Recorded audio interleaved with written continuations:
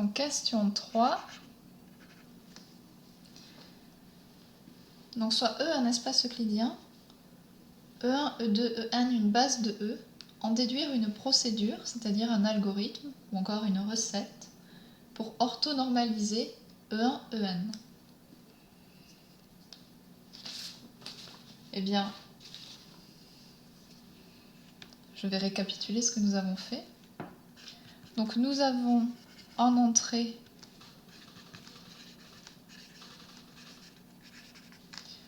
une base E1, En. Nous voulons en sortie une base orthonormée G1, Gn. Et la procédure est la suivante.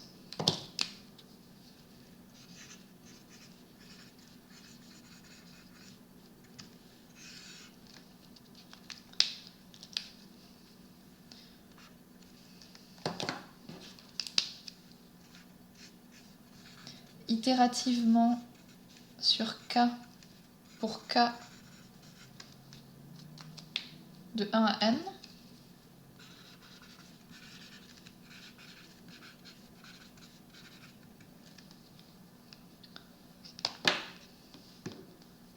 eh bien, première étape,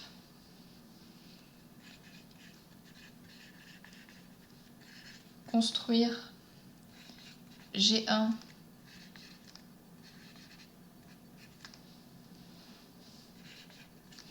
GK-1 FK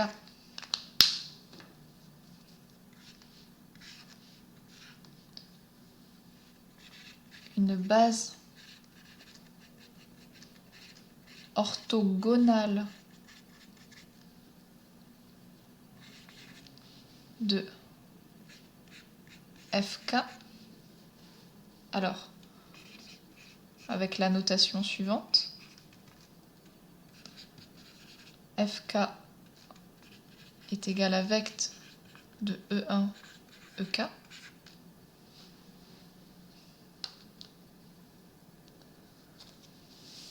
Donc pour ce faire, donc nous savons déjà que si l'algorithme a été bien fait à l'étape d'avant, eh bien ici, nous avons une base orthonormée de FK-1.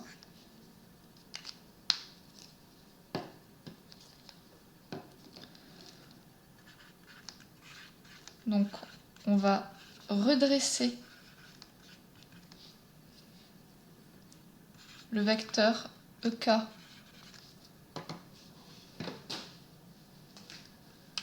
en FK de façon à avoir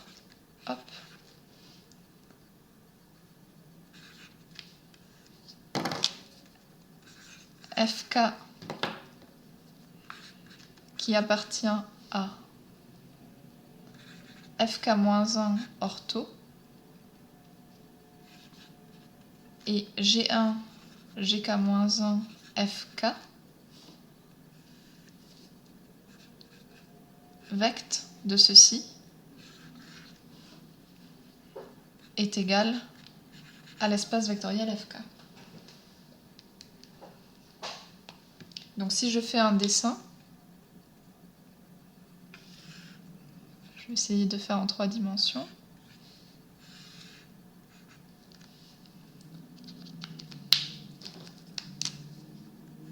Donc je dispose déjà de G1 et de G2 une base orthonormée de F2. Ici c'est le plan horizontal.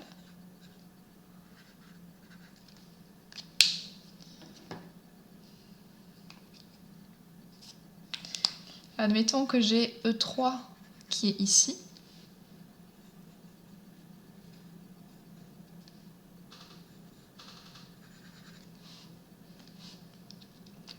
Eh bien, je vais commencer par lui retrancher son projeté orthogonal sur F2.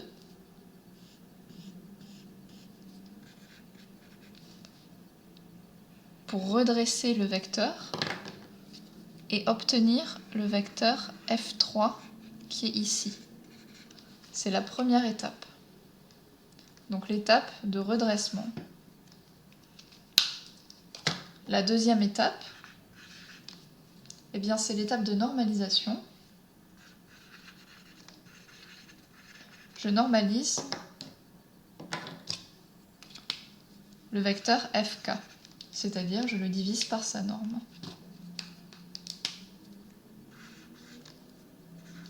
En posant gk est égal à fk sur norme de fk. Donc ici, j'obtiens G3 qui est là.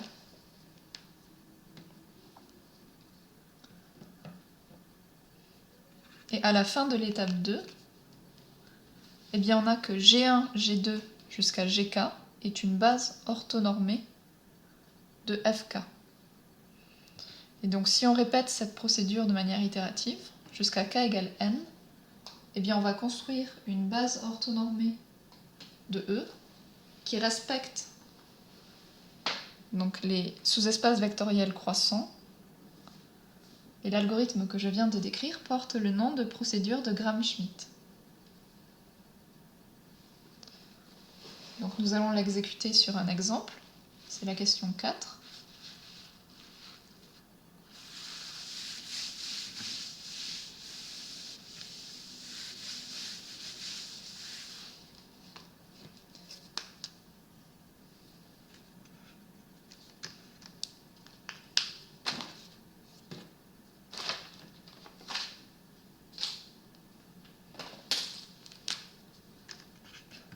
Alors, question 4.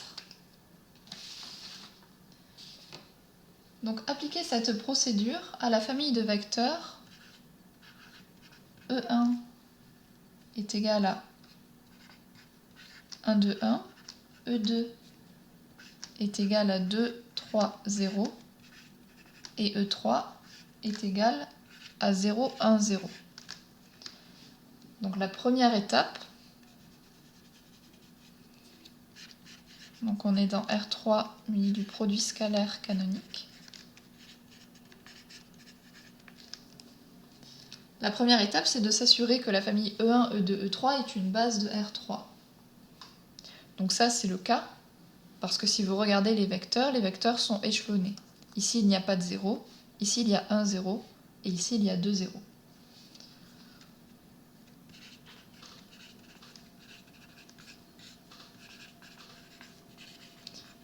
Donc, puisque c'est une base de R3, on va pouvoir l'orthonormaliser via Gram-Schmidt. Donc, première étape. Donc, nous avons E1. Nous devons redresser E1, mais comme il n'y a qu'un vecteur, il n'y a rien à redresser. Donc, on peut poser F1 est égal à E1, le vecteur redressé. Et à présent, nous allons normaliser le vecteur redressé en posant G1 est égal à F1 sur norme de F1. Et la norme de F1 ici, eh bien c'est racine carrée de 1 au carré plus 2 au carré plus 1 au carré, donc racine carrée de 6. Donc 1 sur racine carrée de 6 du vecteur 1, 2, 1.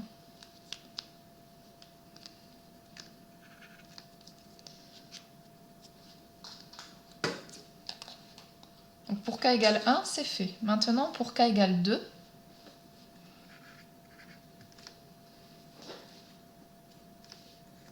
donc nous allons poser F2 qui va être égal à E2 moins son projeté orthogonal sur vect de E1.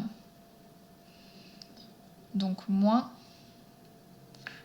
le produit scalaire de F2 contre E2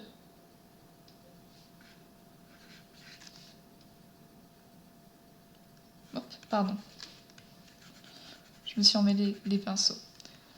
Donc le vecteur F2, le redressé du vecteur E2, c'est le vecteur E2 moins le projeté de E2 sur vect de G1. Donc c'est-à-dire E2 scalaire G1 selon G1. Alors attention, on a cette formule pour le projeté orthogonal du fait que G1 est une base orthonormée de vecte de G1. Ok, vous ne remplacez pas G1 par F1, sinon la formule est fausse. Donc attention, c'est bien G que vous avez ici, le G de la base orthonormée que vous êtes en train de construire. Ok, bah calculons cette chose-là.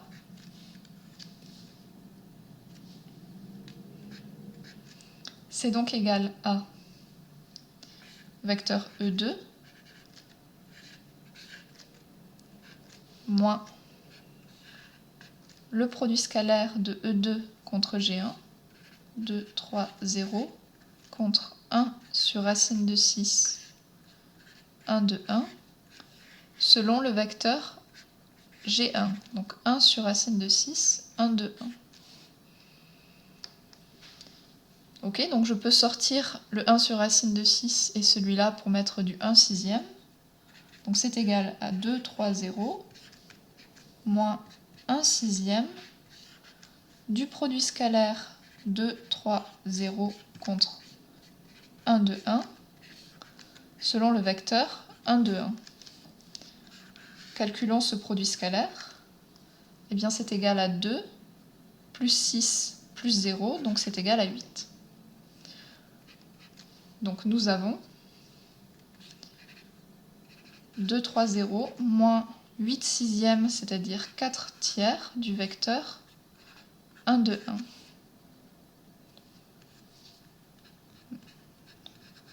Je vais multiplier par 3 le premier vecteur pour obtenir 6, 9, 0 et faire la soustraction facilement. Donc 6 moins 4, 2. 9 moins 8, 1. Et 0 moins 4, moins 4. Donc voici le vecteur F2.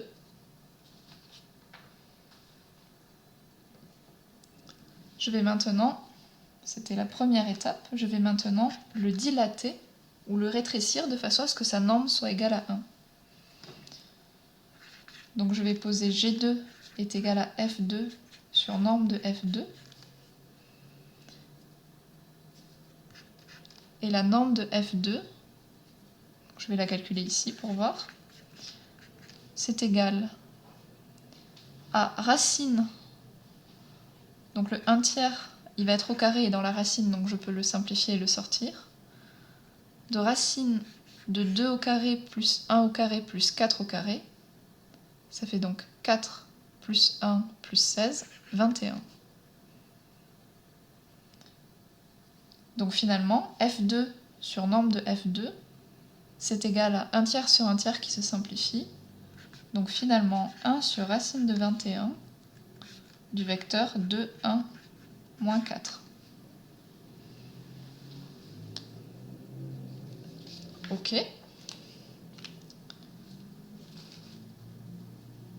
Donc je vais noter les résultats au-dessus, de façon à pouvoir effacer. Donc G1, c'est 1 sur racine de 6, 1, 2, 1.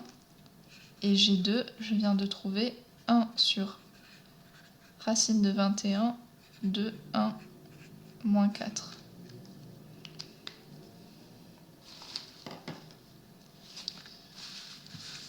Ok, donc il ne reste plus qu'à travailler sur le vecteur E3.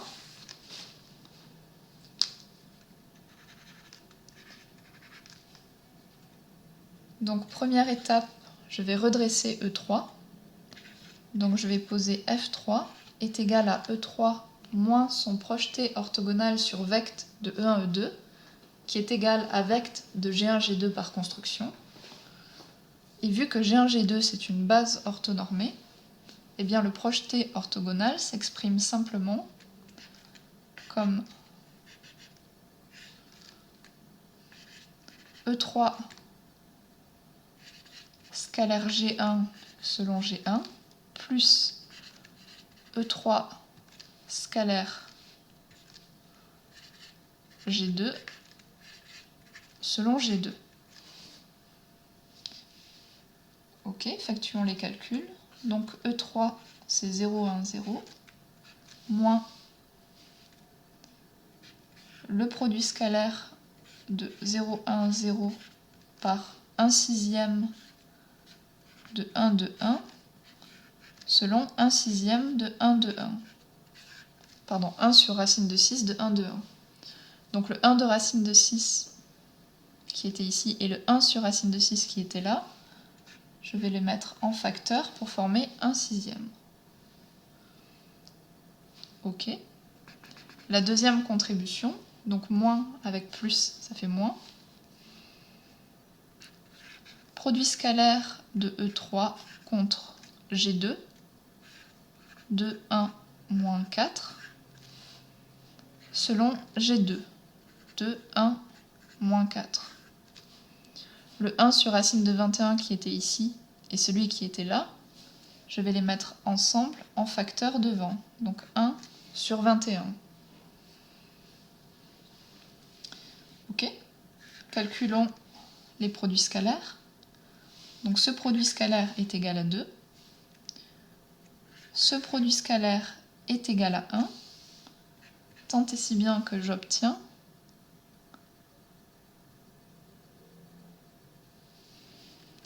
0, 1, 0, moins 1 tiers, c'est 2 sixièmes, de 1 de 1, moins 1 21e de 2, 1, moins 4. Ok, pour faire la soustraction, je vais tout mettre au même dénominateur, 1 sur 21. Donc j'ai 1 sur 21, 0, 21, 0, moins 1 sur 21, il faut que je multiplie par 7, 7, 14, 7, moins 1 sur 21, 2, 1, moins 4. Et j'obtiens finalement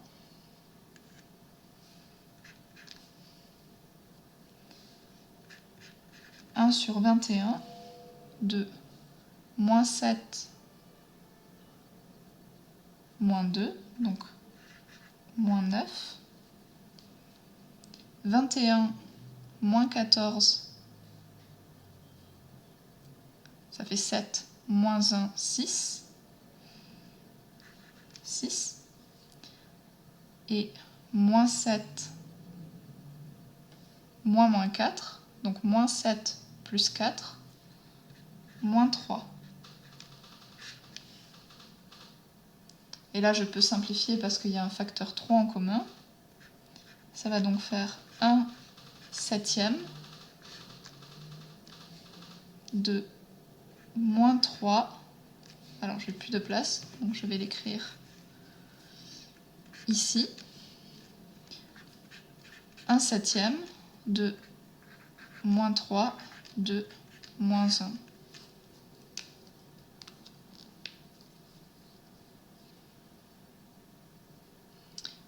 Ok, et il me manque la deuxième et dernière étape, qui est l'étape facile, qui consiste à normaliser le vecteur F3.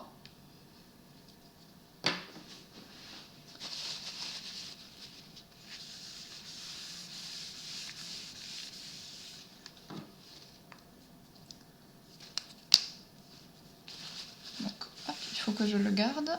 F3. L'étape de normalisation, je pose G3 est égal à F3 sur norme de F3. Et je vais calculer la norme de F3. Eh bien, c'est égal à... Donc le A septième passe au carré et passe à la racine carrée. Donc je peux le sortir. De racine carrée de moins 3 au carré plus 2 au carré plus moins 1 au carré, c'est-à-dire 9 plus 4 plus 1, 14. Donc j'obtiens racine 14 sur 7. Et finalement, G3 est égal à 1 sur racine de 14 de moins 3 de moins 1.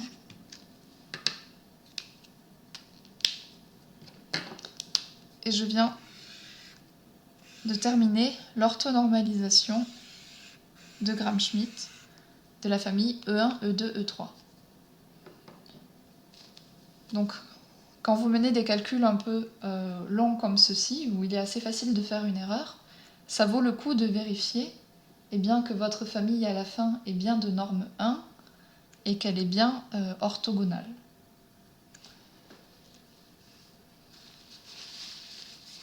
Donc une question naturelle à ce stade est de se demander, est-ce qu'il existe d'autres bases orthonormées de R3 ?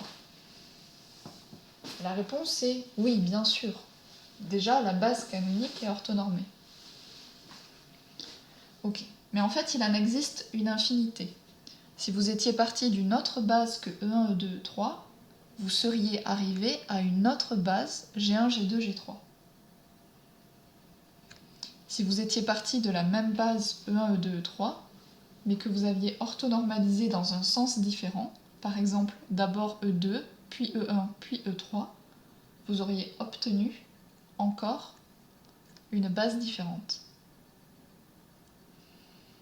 Si vous aviez posé, donc en prenant la même base E1, E2, E3, et en effectuant les opérations dans le même ordre, si au lieu de poser G3 est égal à F3 sur norme de F3, vous aviez posé G3 est égal à moins F3 sur norme de F3, vous auriez encore obtenu une base orthonormée satisfaisante, donc satisfaisant la croissance des sous-espèces vectorielles, mais qui aurait été différente de celle que vous avez obtenue à présent.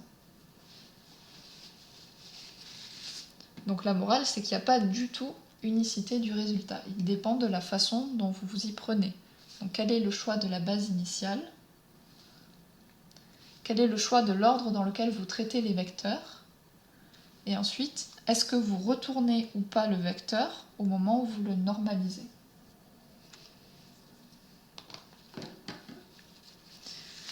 Donc ceci conclut la question 4 et l'exemple de Gram-Schmidt. Si vous voulez d'autres exemples, vous pouvez par exemple reprendre l'exercice 4 de la planche de TD3 et comparer la base que vous obtenez par rapport à la base que vous aviez obtenue via la réduction de forme quadratique de Gauss.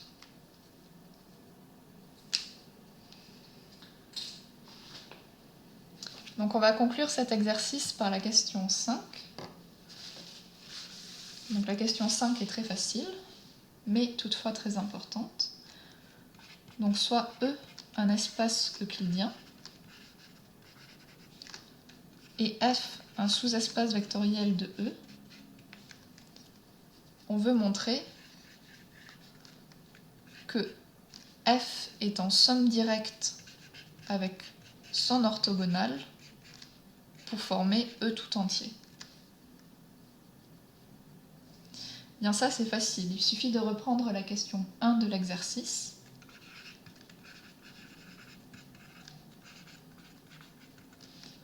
Qui dit que pour tout x dans E, il existe un unique xf dans F tel que x moins xf appartient à f ortho. Bien ça, si vous le réécrivez dans un autre sens, ça veut dire que x est égal à xf plus x moins xf. Oui. Ceci pour tout x dans E. Ici, vous avez un élément de f. Ici, vous avez un élément de f ortho. Et ce théorème vous assure, donc l'unicité du projeté orthogonal, l'unicité de la décomposition.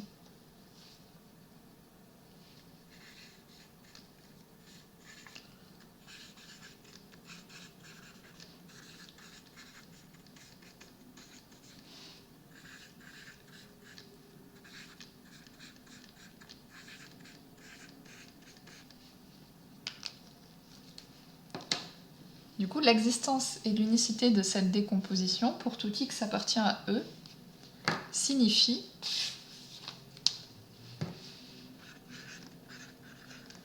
exactement que f est en somme directe avec f ortho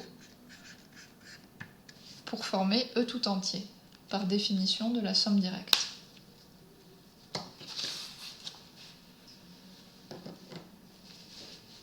Et qu'est-ce qu'on conclut de cette égalité? Eh bien, on conclut que la dimension de f ortho, c'est la dimension de E moins la dimension de f.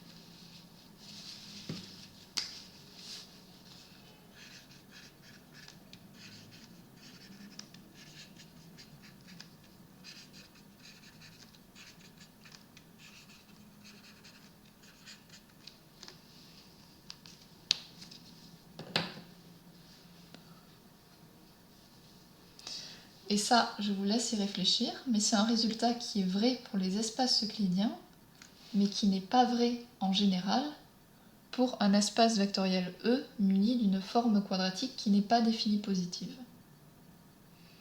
Donc je vous laisse y réfléchir.